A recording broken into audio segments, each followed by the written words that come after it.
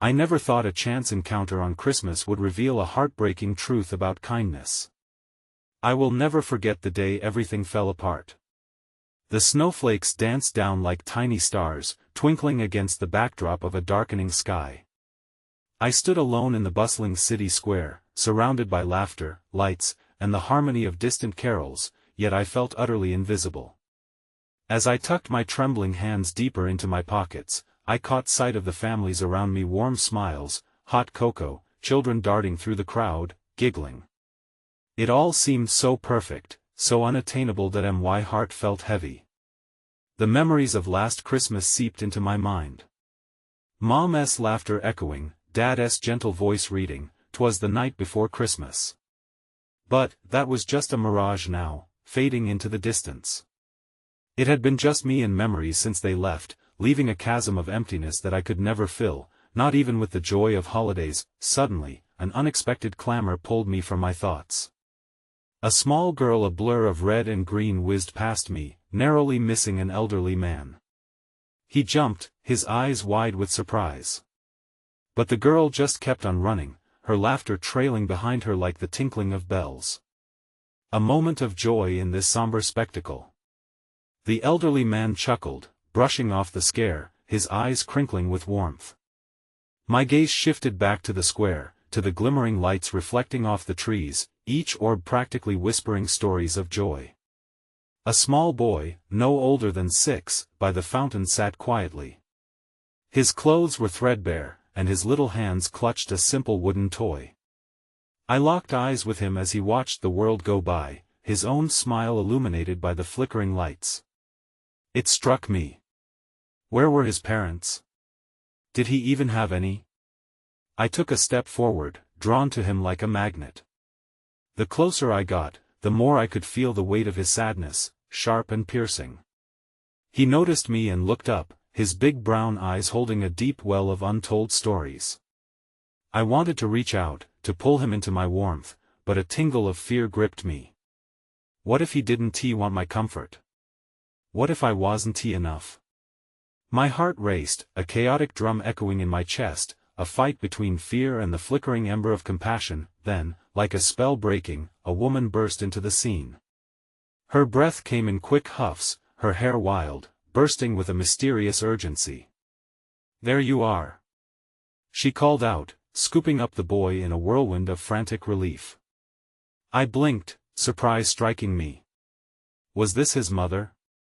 Emotion and joy swirled in her eyes, a strange contrast to the boy's introduction of sadness. However, I caught her gaze lingering on me for a split second, and I sensed a darkness behind her thankful words. "Thank you for watching over him," she said, her smile faltering for a moment. "He has a tendency to wander." There was something more there, a hidden layer beneath her voice that sent chills rippling down my spine. A question nagged at me: why was she in such a rush? What had she left behind? Before I could respond, she turned, disappearing as quickly as she had come into my life.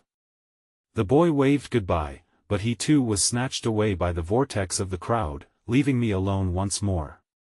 The air felt heavier now, a blanket of tension settling around me. What truth had just unfolded in front of my eyes on this supposedly joyous day? The kind of truth that felt like a punch to the gut, lingering in the silence of unshared stories.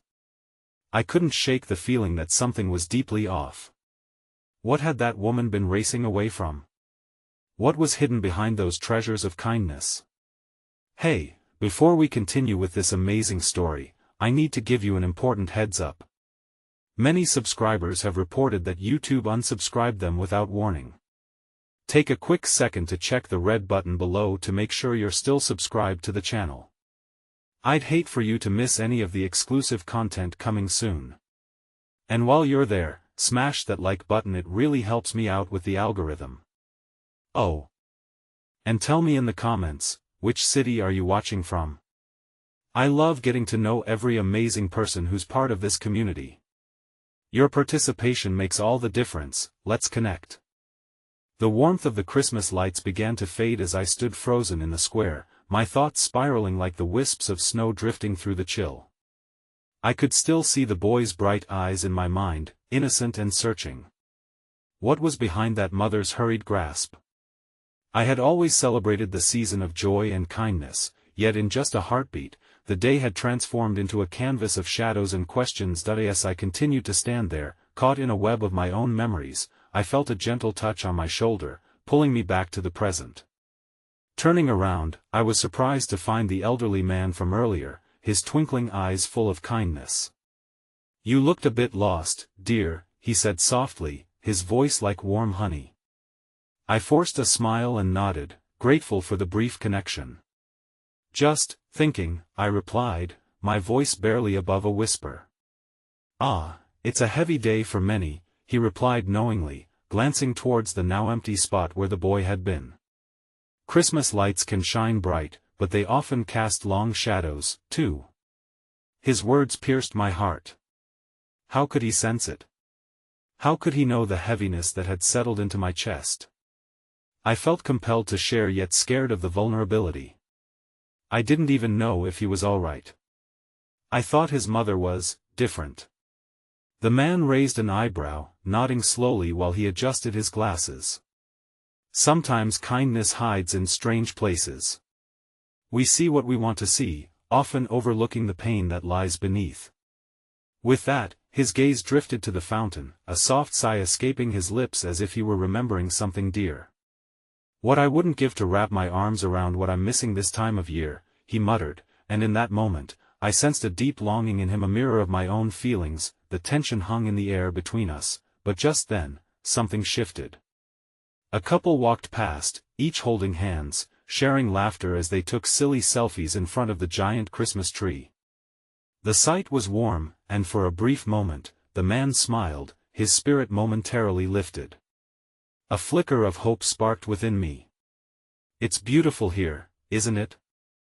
I said, gesturing to the square adorned with vibrant lights. That he chuckled softly, a genuine laugh that seemed to melt away the heaviness around us. "Yes, it is. You know, the beauty of Christmas isn't just in the decorations or the edifices of joy. It's in the little moments we share, the kindness we extend, even when it feels like the world is shrouded in darkness." "In the little moments," I echoed, feeling the truth resonate deeply within me. We talked for a while longer, sharing stories of brighter days and holiday memories filled with warmth. As we exchanged our pasts, I felt my heart convulsing, not from sadness but from the reality that here, with a stranger, lay an understanding of the human experience, one woven with kindness and riddled with loss. But then, as quickly as it began, the moment slipped away. The man excused himself, a soft smile etching across his face as he mentioned he needed to return to his family. An older woman waited for him nearby, her gaze dancing with concern. "I hope you find what you're looking for, dear," he said before he left, his eyes holding mine for a second too long, as though imparting some sacred wisdom. I blinked after him, feeling more at peace but still encumbered by the questions that had arisen earlier. Getting swept up in others' lives often illuminated the loneliness in my own. The days dragged as I returned to an empty apartment, where the silence echoed my feelings of futility. The decorations that once brought me joy now felt cluttered and out of place. My phone slept on the table, unread messages and missed calls piling up in my anxiety. Eventually, I found myself wandering back to the square, more out of habit than hope.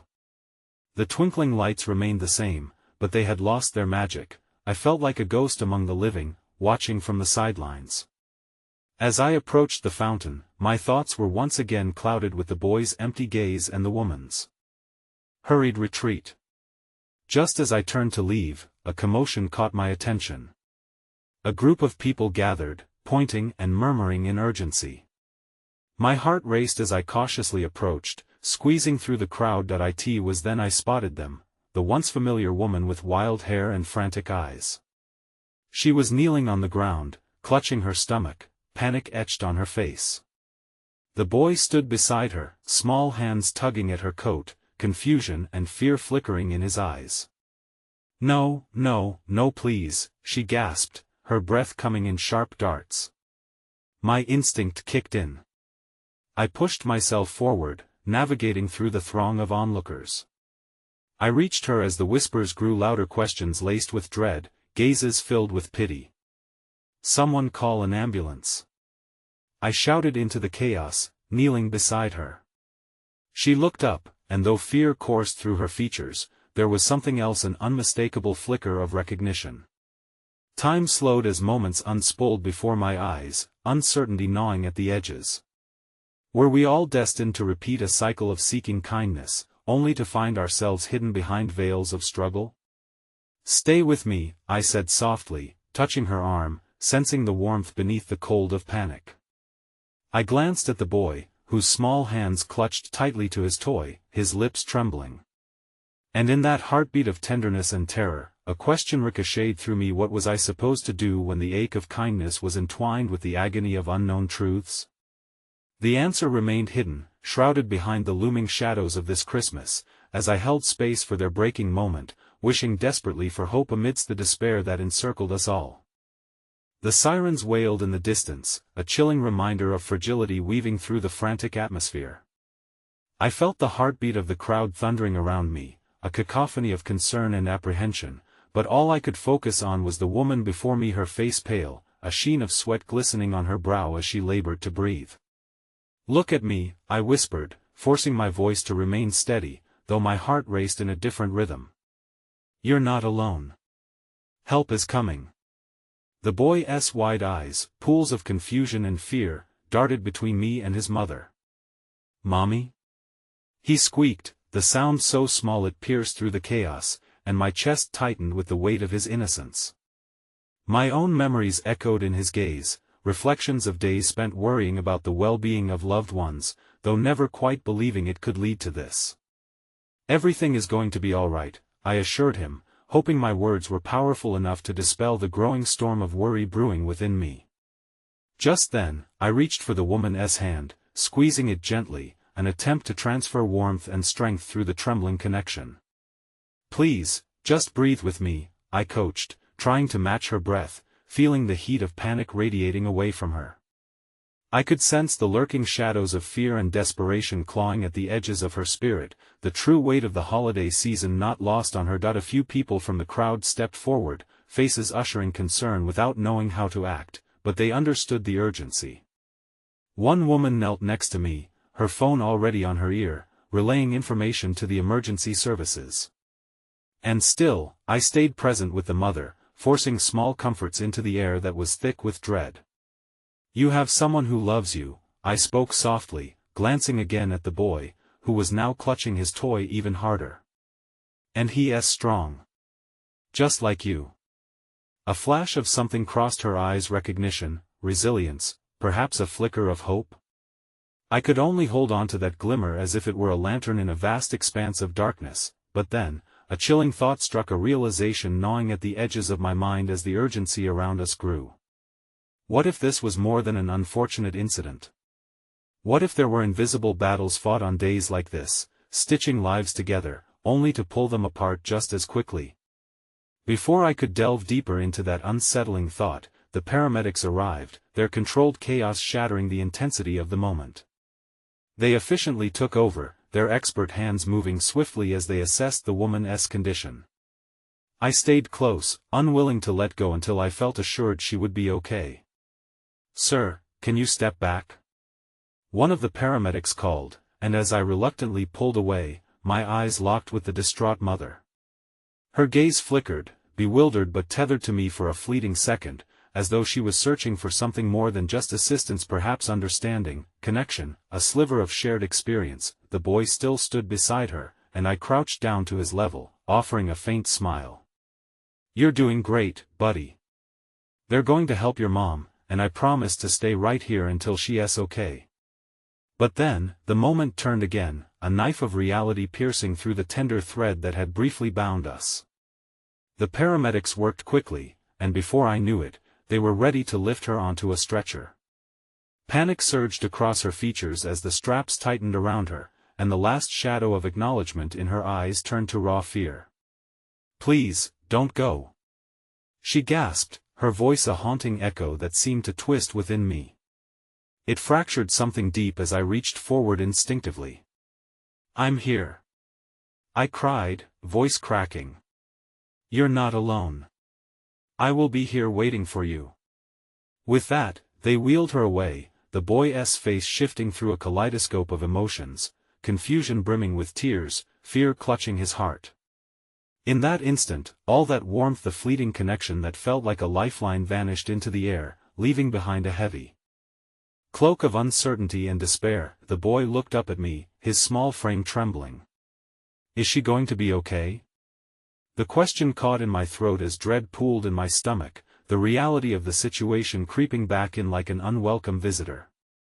I fought to hold his gaze, to offer comfort, but felt the truth teetering precariously on the edge of my lips.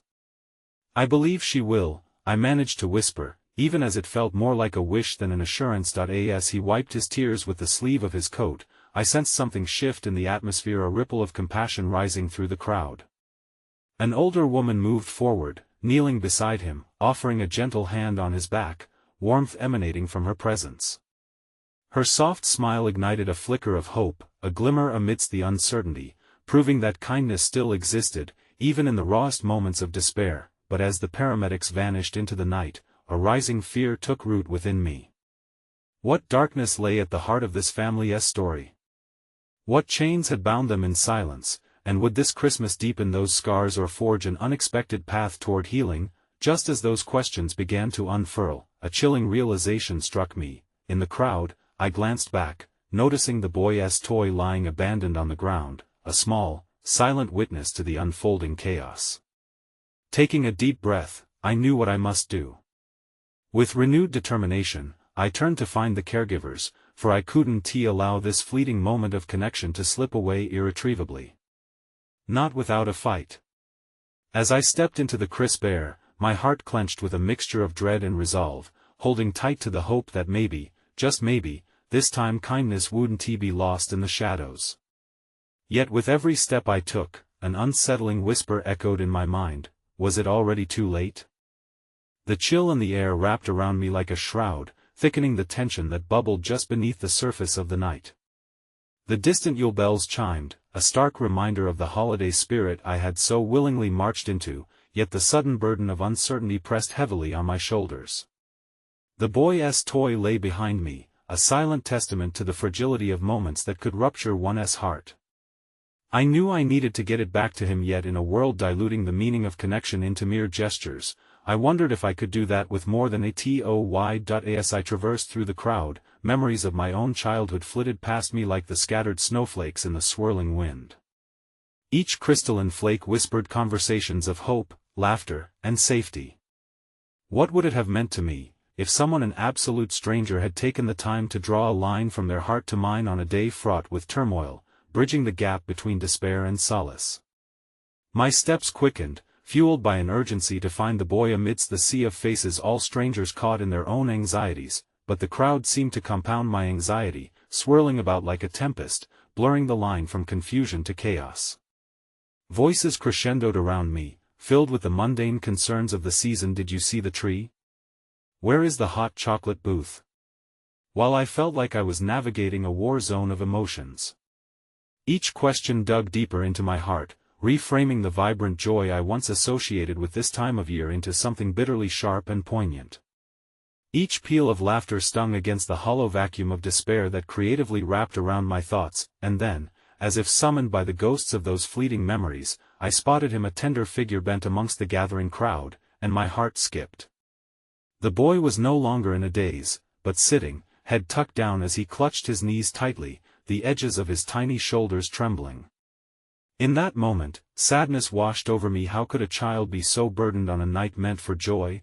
I approached carefully, acutely aware of his isolation as I knelt beside him. "Hey there," I spoke softly, a ripple of warmth rising inside me, hoping to soothe the storm swirling within him. "I think you've forgotten something important." He lifted his gaze, eyes nearly drowning in tears, and for a moment, I feared it was too late to reach him. But then, recognition flashed across his face. My toy. He jerked upright, a flicker of life igniting in the hollow ache of his expression. "Yes." I smiled gently, holding out the little bear, its fur still fresh and warm from the chaos. "I found it on the ground. It looks like it's been waiting for you." His small fingers grasped the toy, and the tension in his body seemed to dissipate, the storm clouds above his head parting just enough to let in a soft ray of light. "Thank you," he whispered, a fragile, beautiful word that hung between us, twinkling even in the midst of darkness. Yet, before I could fully bask in the moment, the memories of his mother's terrified expression flooded back, pulling me deeper into the web of reality. "I can't stay much longer," I explained, searching in earnest. "But I want to know, do you want to see your mom again?" His brow furrowed and I could see the gears turning in his head, a heavy decision awaiting an answer. "I don't know," he admitted, his thumb brushing over the bear's ear. "What if she is scared? What if I can't help her?" Ah, the burden of childhood. The innocence so often married in moments of raw understanding.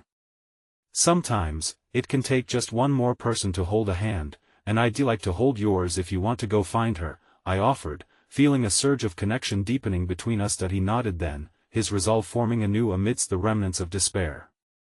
"Okay." Yet, as we rose together, I saw the older woman who had comforted him earlier watching us, her eyes gleaming with something I couldn't quite place. When she caught mine, I noticed her smile falter, vulnerability cracking through her facade. It seemed to mirror my own.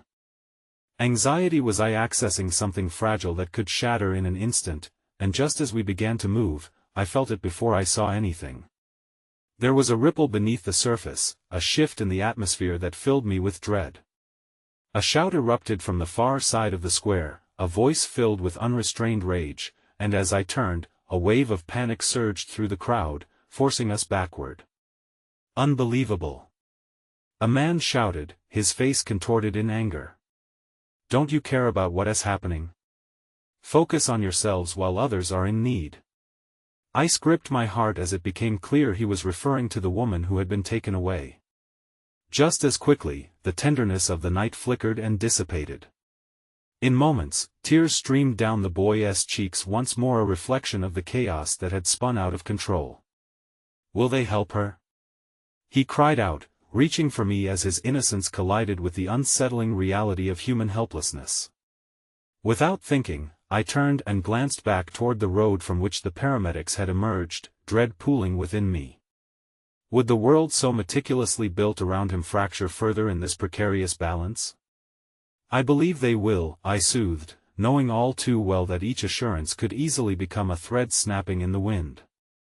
But perhaps that glimmer of hope was enough to wield at least for now, but hope felt precarious, verging on illusion, as I glanced at the woman on the periphery.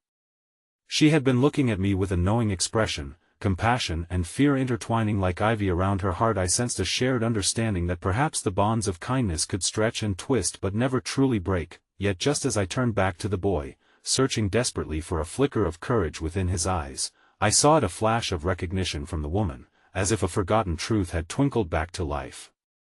And with it, a battle was igniting inside her, a struggle tied not only to the darkness flaring within the crowd but also to a knowledge that held an unexplainable weight. "What is it?"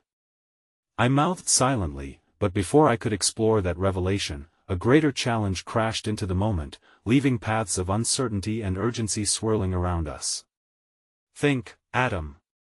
echoed in that woman's gaze, a chant lost to the chaos, but one that echoed louder than the growing panic. And suddenly, I realized this chance encounter, this connection built in a moment fraught with turmoil, might be leading us to something far beyond mere comfort. As paths that twisted beneath our feet intertwined, I could feel the heartache coiling tighter. Yet the question loomed large between us: would this unexpected truth lead to healing, or would it tear open wounds still raw with time? The air thickened with an expectation that began to strangle the hope I had so carefully knitted. In the shadow of an unraveling world, I felt the weight of a heartbreaking truth inching its way into the night, whispering over and over, "We may never know until it's far too late." The night unfurled around me like an inky shroud, thickening as the chaos surged through the square. Each heartbeat echoed like a drum, warning me of a storm that brewed not just within the boy beside me, but in the very fabric of this gathering crowd. The air crackled with desperation and rage as the voice of the man who had shouted pierced the veil, forcing me to confront the raw edge of empathy twisted with frustration. "Why won't anyone help her?" the boy wailed, grasping the bear as if it were a lifeline in a tumultuous sea. I think they will soon," I murmured, though the words felt hollow against the weight of my doubt. The scene felt like a tightrope walk suspended over darkness, each moment wobbled between hope and despair, threatening to plunge us into chaos. As the crowd began to murmur and shift, a ripple of uncertainty danced among us. Worry painted each face, a portrait of anxiety flickering in the flickering light from nearby lanterns. Yet hidden within that concern was a thread of togetherness that I desperately clung to. We were all connected, each heart a flickering flame amidst the gathering storm. The boy's tiny frame trembled beside me, a stark reminder of all we could lose if fear overtook us. I placed my hand on his shoulder, willing strength into him, wishing it could transfer like electricity sparking between us. "I need you to stay close to me, all right? We're going to find your mom together." He looked up at me, his wide eyes glistening with unshed tears, and in that moment, I saw not just a child lost, but a reflection of the fragility within us all. But a sudden commotion erupted near the perimeter, breaking through our moment of connection, drawing the attention of those around us like moths to a flame. A woman burst into the crowd, her hair disheveled, face stained with tears, desperation etched across her features. "Please, someone help. My baby is sick," she cried, her voice carrying the weight of panic that crackled in the air. Suddenly, the unmoving crowd surged forward, making way for the woman, echoing shouts for silence, for clarity, for action. I felt the pull of something larger, a current drawing us all toward a greater collective need. "Look, they're already helping," I said, pointing toward the paramedics who had started to work on the other side of the square, a knot forming in my throat. "We shouldn't lose focus now. Your mom, Adam." The cry interrupted me, and all heads turned toward the woman who had first offered the boy comfort, her expression frantic, catching her breath amid the chaos. "Adam, sweetheart, stay with me." It was the unmistakable voice of the very mother we sought. The boy's eyes widened in shock, and before I could reach for him, he broke free from my side, scrambling toward her with a determination that was both heartwarming and terrifying. "Mom!" he shouted, and for a moment, the world stilled. The crowd seemed to collectively hold its breath as the boy raced into her open arms, collapsing against her with an overwhelming relief. Tears streamed down her face as she cradled him, her relief morphing into a current of raw emotion that spiraled up through my chest. But beneath this moment of joy lingered shadows. I could feel them curling around our feet as I drew closer to them. This safety, this comforting embrace, it felt precariously perched on the precipice of deeper, hidden truths. The woman's gaze flickered to me, and in that brief moment, I sensed something different, a weight of recognition painted upon her features that I hadn't noticed before. "Who are you?" she asked, breathless and trembling, searching my face as if my identity carried some hidden truth she had yet to grasp. The crowd began to press closer, drawn in by the unfolding scene, a multitude of eyes reflecting the tapestry of our shared experiences, each face unfamiliar yet intimately bound by this moment of connection. I opened my mouth to reply, but the fabric of the moment caught in my throat, leaving me grappling with the gravity of my own hesitation. Before I could find the words, a sudden outburst shattered the air again, this time louder and sharper. The man who had initially ignited the crowd's confusion now stepped forward once more, his face flushed with anger. "Are you all blind?" he roared, directing his fury at the gathering paramedics. "While you coddle children and wrap them in comfort, how many people truly need help tonight?" His words struck like lightning, igniting a fire of turmoil within the crowd. Murmurs surged backward, breaking the previously tender moment. Despair flooded into the space carved by hope, challenging the kindness that had just begun to stitch our hearts together. "People are suffering, and you stand here, staring at each other when you should be doing something," he thundered, an assault upon the fragile interludes of solace we had begun to build. "Stop, please," I called out, pushing against the tide of his enmity, desperate to shield the boy and his mother from this brewing storm. "Kindness is our first step, kindness." He spat, glaring at me with contempt, and I felt the abyss of anger radiating from him. "What good does compassion do when it's empty? When lives are at stake? Maybe all we can do now is hold each other up, I pleaded, the urgency of connection drowning in the anger surging forth around me.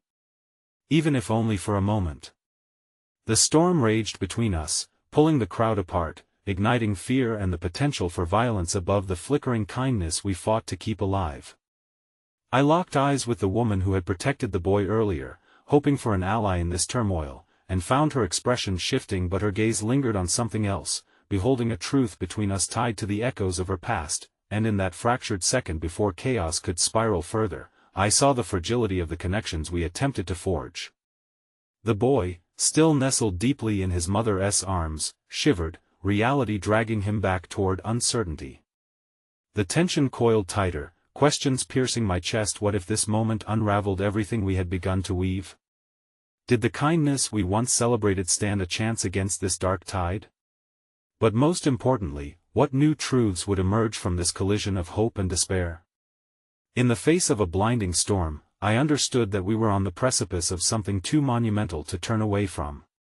The night's darkness threatened to swallow us whole, yet within its depths, there lingered the promise of strength, resilience, and the possibility of healing if only we dared to reach for it amidst the chaos. The screams of the crowd surged and ebbed like the tide, creating a cacophony of fear and urgency. What had felt like a moment tethered to kindness now twisted into chaos, each emotion mixing in a swirling cloud of despair. I could see the worry etched into the faces of the people around me, their gazes flickering between the paramedics and the young mother and her son. The boy, nestled against his mother, had become a beacon of innocence in a world that felt increasingly unrecognizable. "Listen to me," the man shouted again. "We can't just stand here. There are too many lives hanging in the balance." His voice, jagged with anger, cut through the air, amplifying the tension and scattering any glimmers of hope that had flickered in the crowd. Panic gripped me as I watched the unease spread, intertwining itself with fragile resolve. My eyes flitted to Adam, buried in the comfort of his mother's embrace, oblivious to the storm swirling around him. "Stay safe," I whispered to him, though I knew he couldn't hear me over the rising tide of emotion. "Help. We need help over here." A new voice rang out from the rear of the crowd, laced with desperation. More voices chimed in, each a plea for salvation. The paramedics, huddled around the woman who had surged into the square, worked frantically to stabilize her child, but it was becoming increasingly clear that their resources were stretched thin. "Let us move." I felt a surge, a sudden reawakening of urgency. "Form lines. Everyone, please, we need to help." My call was swallowed briefly in the tumult, but a few heads turned, eyes squinting in the frontier of uncertainty. A handful of individuals broke from the crowd, joining me in the effort to untangle the chaos. Together, we reached into the fray. I guided people toward the paramedics, encouraging them to queue up, to rally together, not just for Anthony but for the many others who might need help. Suddenly, the shawled figure of an elderly woman appeared before me, her eyes like two tempest-tossed seas. "My neighbor lives near here, she's a nurse," she said, her voice a trembling hand reaching for courage. "If we can find her, lead the way," I urged her. This was the unprecedented chain of kindness I had been desperate to wield, a thread connecting us across generations, binding our stories together. With newfound purpose, we wound through the crowd, an intermingling of hearts united under the pulse of empathy. There was something painfully beautiful in the fragmentation, the rain of life punctured with hope, each small act of kindness like a stone skipped across the water, creating ripples tangled within undeniable pain. As we traversed the tense landscape, my heart thrummed steadily, echoing the birth of that raw energy I sought to harness. Just as I thought the momentum would sweep us toward collective action, chaos erupted anew. From the far side, a flash of red caught my eye. A girl no older than 14, her face marred with streaks of dirt and tears, darts through the throng with determination. "They took my baby," she cried, collapsing on the ground in a heap of crumpled sorrow. "They took him to the hospital." Her voice, hoarse and shattered, ignited a hushed concern threaded through the crowd once more. "Who took him?" The man's voice, once laced with anger, transformed into something feral, like a growl pushing through a sea of noise. This is absurd. If you care, you'd use that energy to save those still here. The girl shuddered, a ghost oozing fear into the thick air. She gazed around, seeking solace but finding only condemnation in the man's fury. A tide of sympathy swept through me, threatening to drown out my own frustrations as I regarded her delicateness, the haunting fear she wore in every flicker of her wide, terrified eyes. "Please," I said, my voice barely above a whisper yet threaded with an urgent calm. "Tell us where he is. We'll help you find him."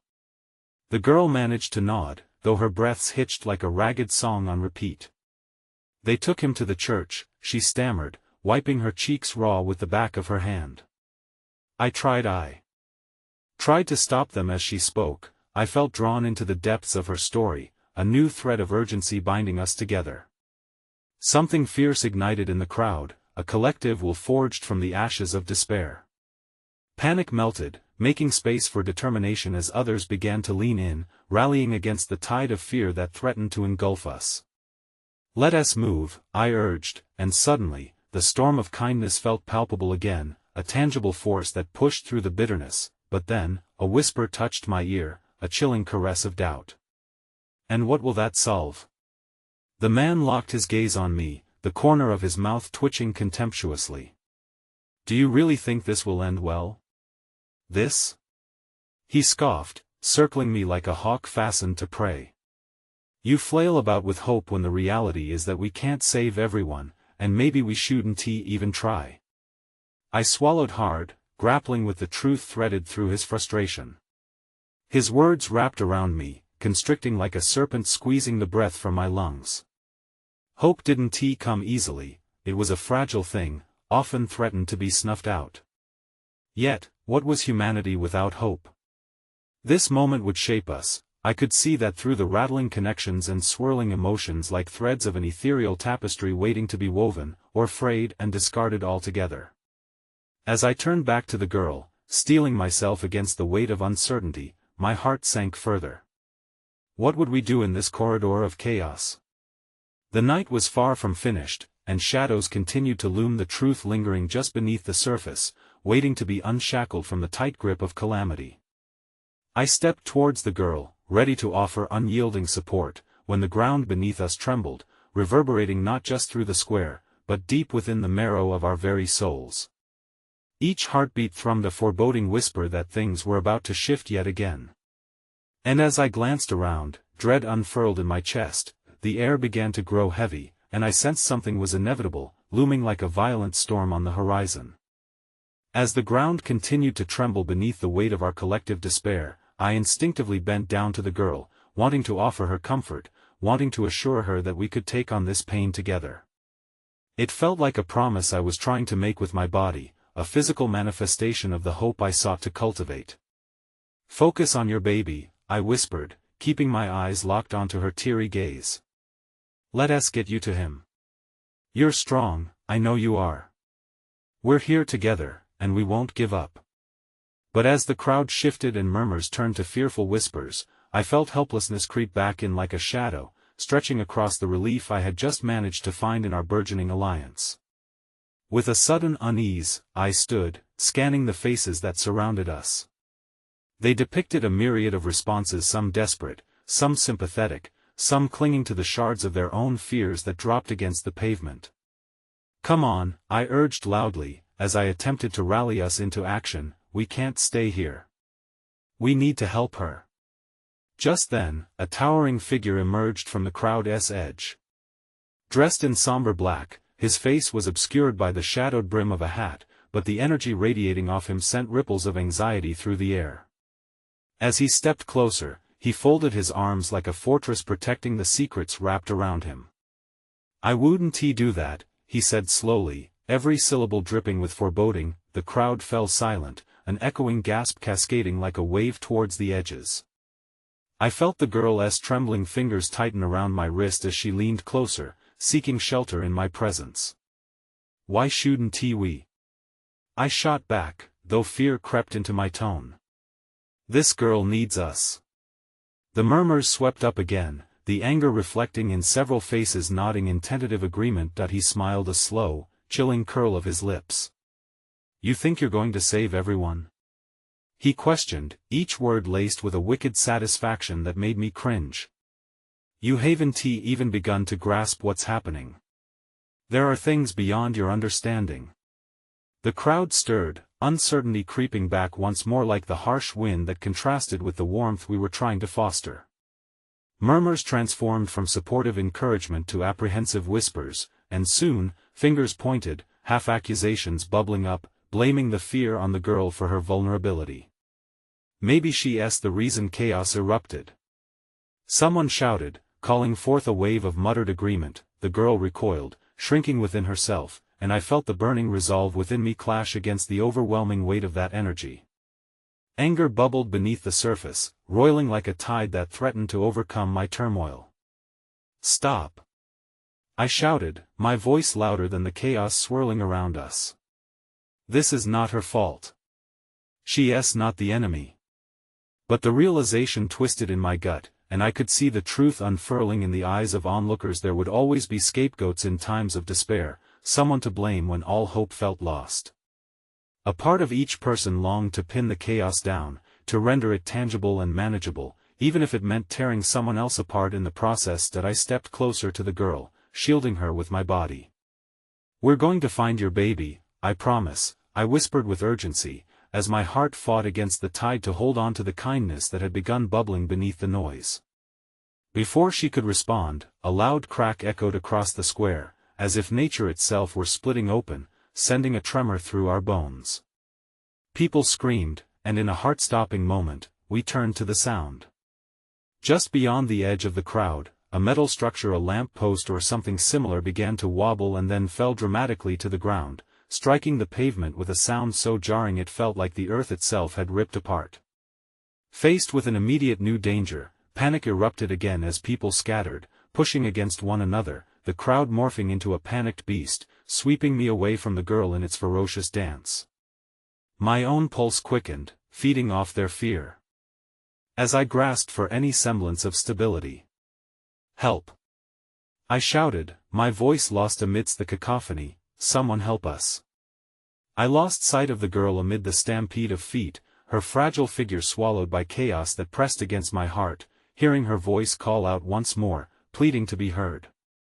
And just as despair threatened to take me entirely, a warmth splashed against my back.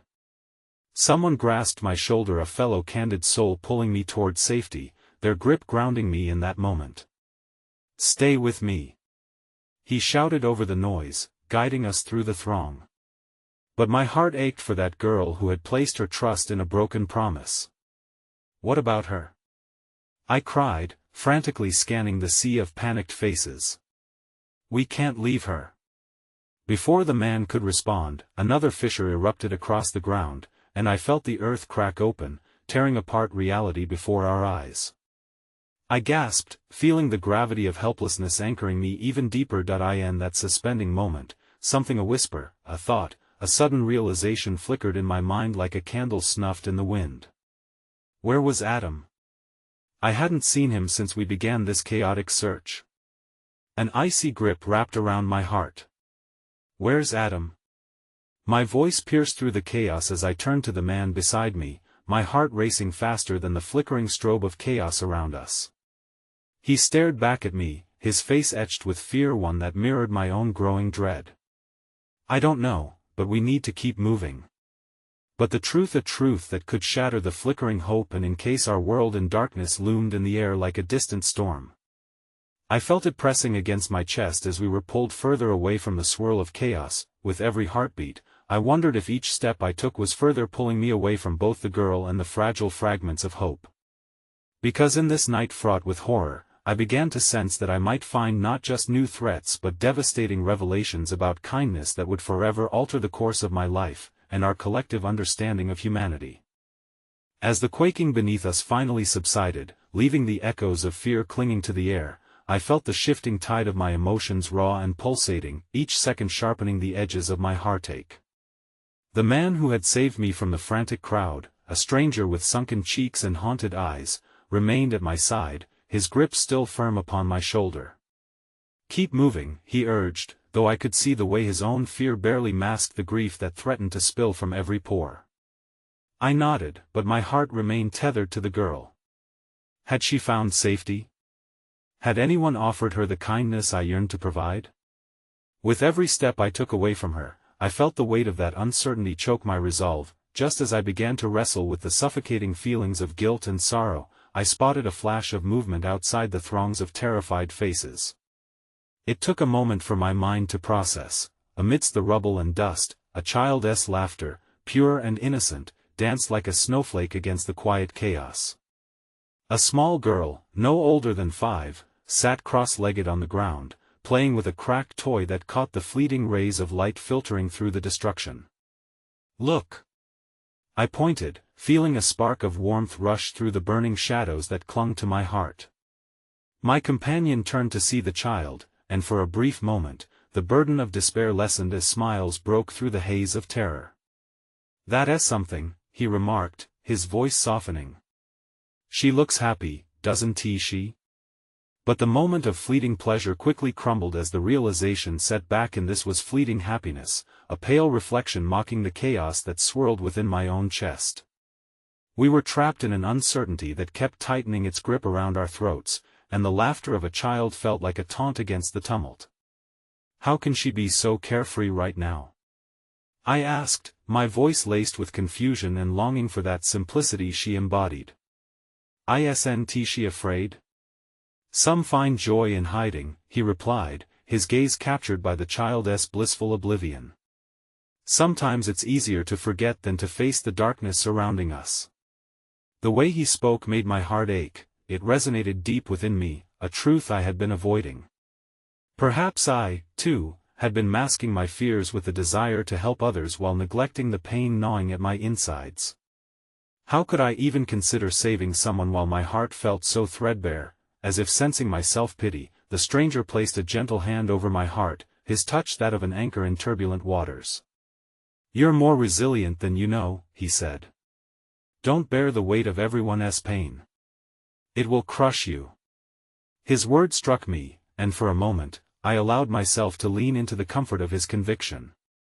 But just as I breathed in the warmth of hope lingering in our exchange, a distant siren wailed through the din of the world, a chilling reminder that rescue was on the way but perhaps not for everyone.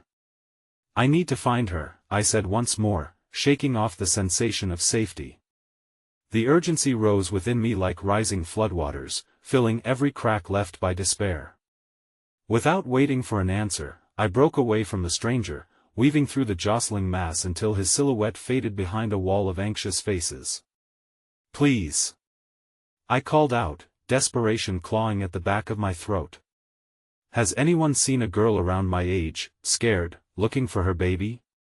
A handful of heads turned, curiosity peaking only to vanish in a tide of indifference. I fought against the waves of doubt rolling through me, the sensation of being alone too heavy to bear.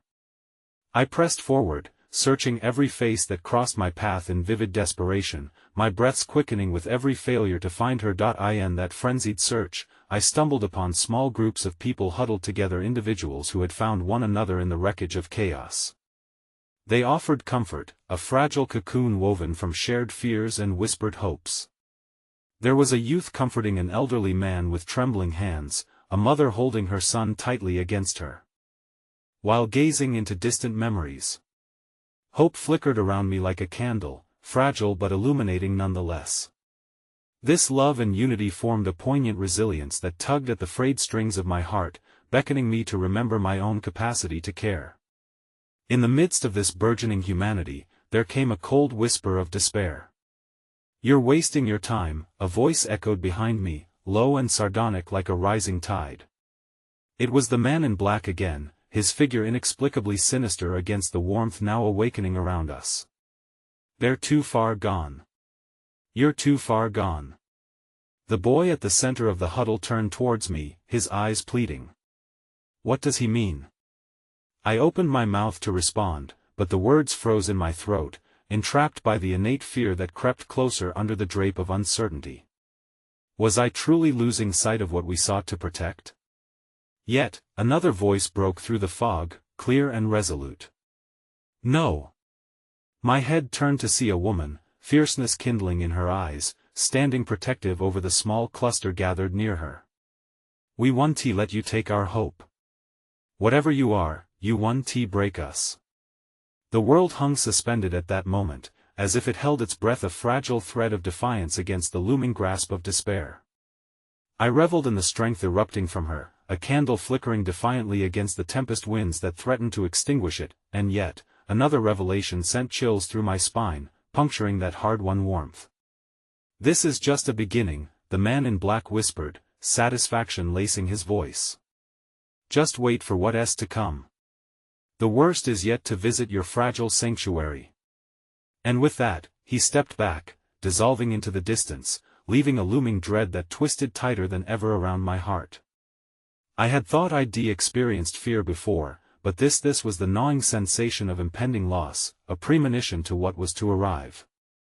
As I turned back to the cluster, the walls closing off once more, I felt the echoes of their laughter turn uncertain, reflections of a frayed world uniting just as shadows threatened to consume it.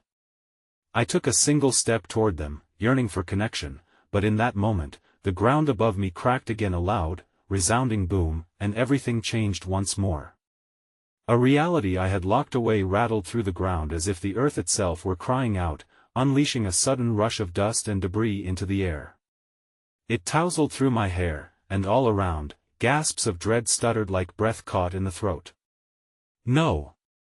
My heart sank as the familiar thought raced through my mind anew. I might lose everything again, after all, and just as I felt the ground tremble beneath me once more, a frantic voice shot through the chaos, calling louder than the others. You have to come back. It's happening.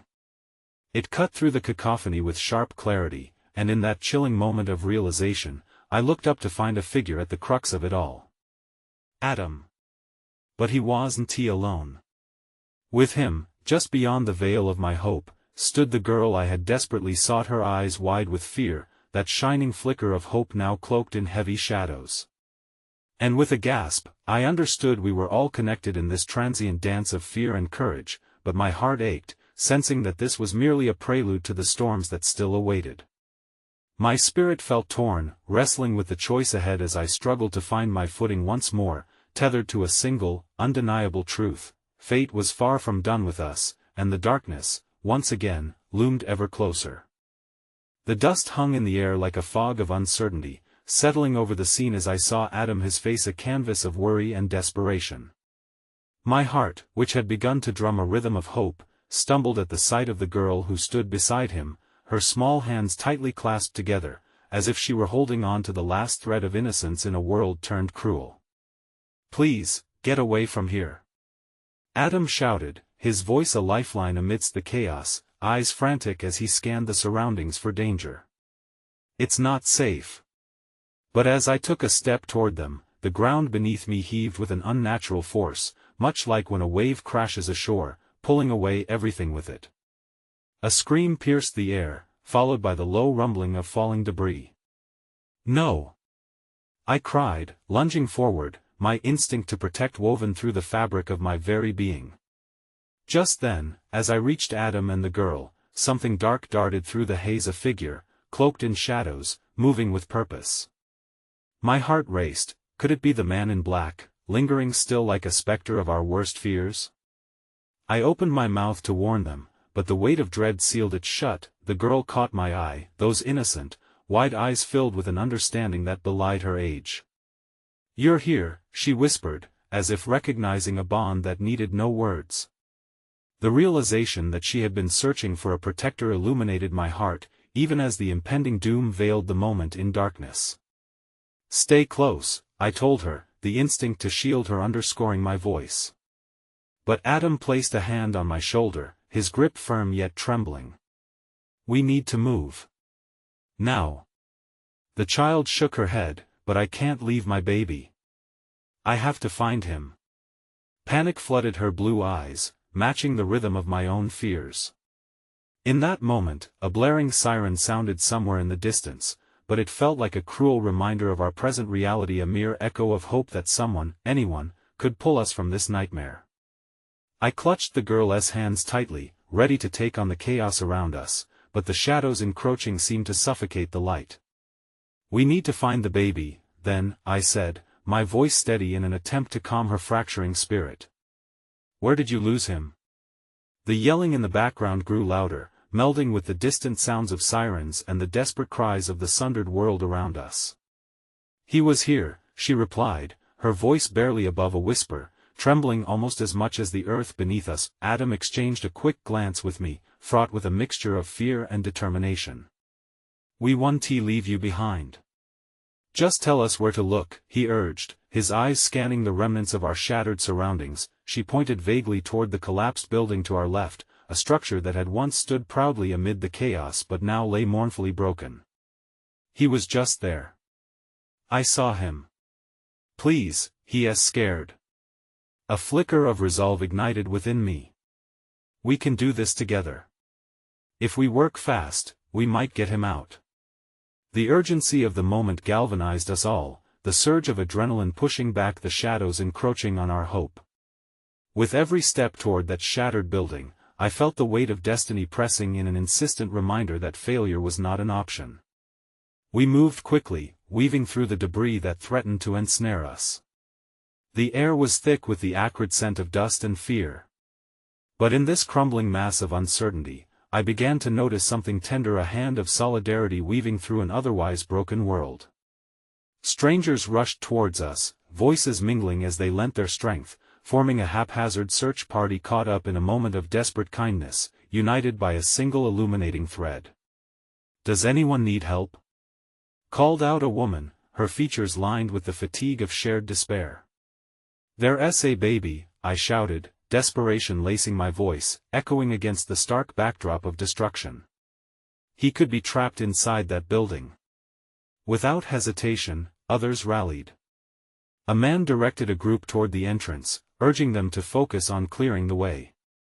"Stay back," he shouted. "We'll get him out."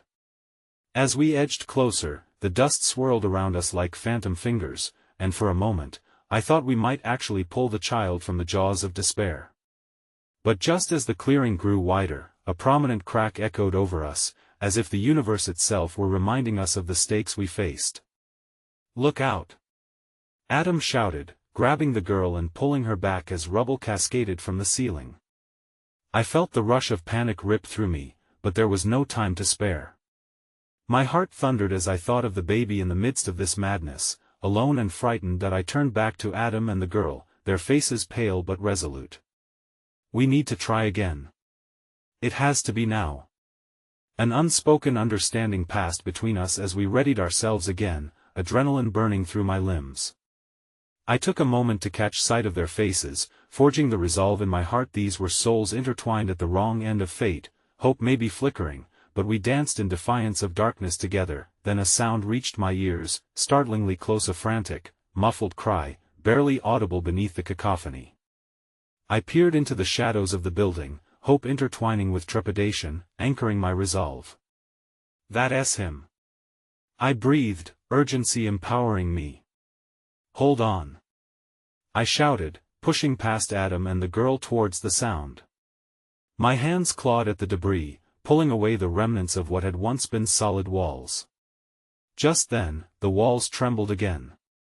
"We have to get out," Adam yelled, but the cries so close filled me with a desperate need to respond against everything oh so treacherous. With one final heave, I cleared a way through the rubble, inching closer to the terrified whimpers that beckoned me.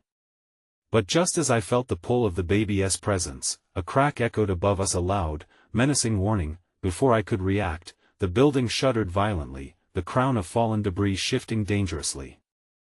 I turned, adrenaline clawing at my chest, the world narrowing into a chaotic blur. And then, time slowed, the impending doom looming heavier than ever. As I spun back towards Adam, that moment stretched painfully, a heart-stopping glimpse of his eyes widening in horror. "Get down!" he shouted, fear swirling into his voice, but the danger was upon me. In an explosive eruption, the ceiling gave way, light fading swiftly beneath an avalanche of chaos as darkness consumed everything in its path, and just as the shadows began to wrap around me, I heard the girl's voice ring with fear, a haunting echo that would stay with me forever. No. Don't leave me. And in that abyss, I felt the weight of every unspoken promise, every flicker of hope split against the oncoming darkness, a final breath before the plunge into the unknown. No longer tethered to certainty, I was caught in the grasp of fate, drawn deeper into a chasm that held secrets far beyond our chaotic reality, with every heartbeat fracturing like glass. I awoke to the taste of dust in my mouth and the agonizing pressure of silence wrapping around me like a suffocating blanket. Confused, I blinked against the faint light seeping through the cracks of the rubble, every small twitch sending pangs of pain through my body. My breath came in shallow gasps, each inhalation tightening the constriction in my chest until I felt like I might shatter. For a moment, I could only hear the dull thud of my heart against the deafening quiet, a relentless reminder of the chaos that had just unfolded. What had happened? Memories rushed back in fragments, the cries, the baby, the looming darkness closing in around me. I struggled to sit up, the debris around me shifting under my weight, revealing vague outlines in the dust. The panic pooled in my throat as realization clawed at my consciousness. Adam and the girl, had they made it out? Adam! I croaked, my voice gravelly and strained. Silence answered, hanging in the air like a heavy fog. With every ounce of determination, I pushed myself up, using heavy breaths to fuel my resolve. Please! I cried out again, hoping the desperation in my voice could traverse the void. Can anyone hear me? A sudden jolt of movement nearby sent a spark of hope coursing through my veins. I turned my head just as a light broke through the shadowed crevices, illuminating a figure. It was Adam, face smeared with dirt and sorrow, but alive, his eyes searching through the debris, a familiar flicker of resilience igniting in him. Thank God, I breathed out, relief cascading over me like a bomb, though it was short-lived as I glimpsed the girl's absence. Where's they're helping, he panted, voice edged with urgency. We have to get out. There's a way. I glanced around, struggling to comprehend the chaos surrounding us, now layered in dust and broken memories. What about the baby? The girl? His face twisted in grief, and the gravity of that expression sank my heart deeper into despair. I don't know. Please, we have to find a way. The walls seemed to press in around us as he reached for my hand, urgency propelling us forward despite the fear wrapping around my throat like a vice. This way, he urged, pulling me towards a narrow opening created by the collapsed rubble, dark shadows and dust the only indicators of safety beyond. With each laboring step into the unknown, I felt the weight of every heart we had encountered, the suffering we had shared woven deep within our souls. I couldn't let it all unravel now. There was a flicker of hope buried beneath the debris, the realization that life thrives amidst despair, the threads of kindness lifting us above the shadows. Wait! We can't leave without her. I urged, desperation swelling anew. We won't, he promised, voice firm, igniting something in me I wasn't sure existed. We will find them. And with that whispered vow threading through the air, the two of us navigated through the debris-laden maze. The tunnel narrowed as we crawled on our hands and knees, the darkness closing in, heavy and palpable, yet swirling with silent resolve. I could feel the heartbeat of hope pulsing around us, each pulse a reminder of the bonds we had forged as we tumbled out into the open air, emerging beneath the muted stars, each flicker a testament to the strength of survival. The square was drenched in chaos, a rush of voices mingled with the blare of sirens, but amidst it all, I could see people gathered, spotting the woman with the small frame, the boy's mother, her face alight with worry, yet radiating a trace of strength. Where is Adam? She frantically exclaimed, glancing around, searching mouths of children for her boy. Over there! I shouted, pointing toward the shadows sheltering the creaking remains of the building. Without hesitation, she surged away, a whirlwind of pain and hope propelling her right back into danger. Adam's hand found mine, squeezing tight as we stared, helplessness twisting our hearts. Please, I prayed, watching her disappear amid the debris, let her find him. Time stretched endlessly as we clung to hope, my heart thudded hollowly.